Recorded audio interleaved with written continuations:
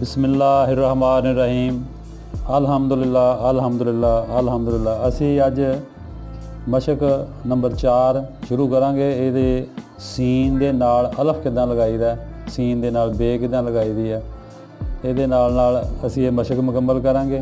तो दोस्तों की फरमाइश है कि ये नाल इंग्लिश भी दसनी चाहिए, वो भी अनकरीब असी शुरू कर रहे हैं। वह भी इंशाअल्लाह अच्छा रिजल्ट आएगा। कोशिश करांगे अच्छे तरीके उन्होंने समझाउण दी। अल्हम्दुलिल्लाह। बिस्मिल्लाहिर्रहमानिर्रहीम अल्हम्दुलिल्लाह अल्हम्दुलिल्लाह अल्हम्दुलिल्लाह। साडी अज मशक है जी मशक नंबर 32। सबक साडा वा सीन अलफ सा चौथी मशक शुरू कर रहे हैं।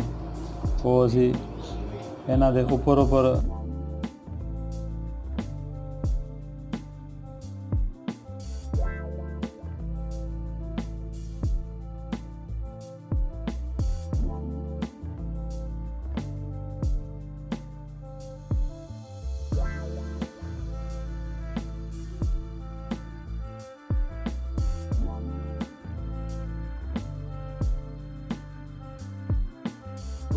कोने ना दंदे बनने।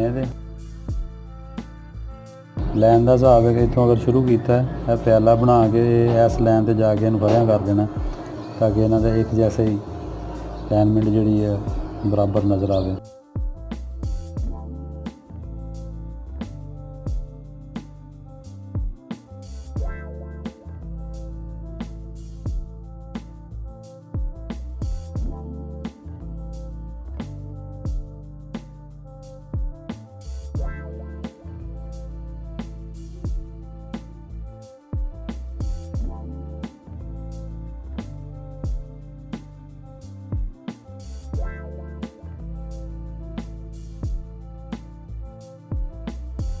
ਇਹਦੇ ਨਾਲ ਹੀ दूसरा सबक शुरू करांगे। सीन दे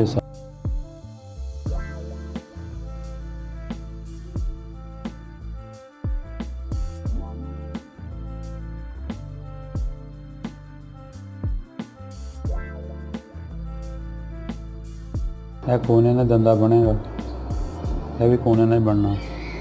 बे जी है फिर ये उपर रखांगे असी।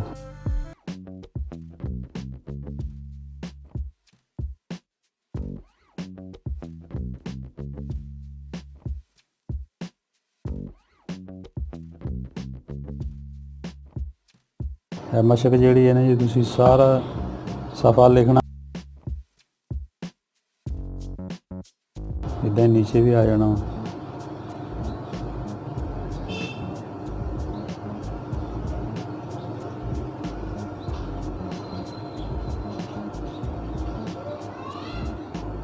यह सी अज का साडा सबक।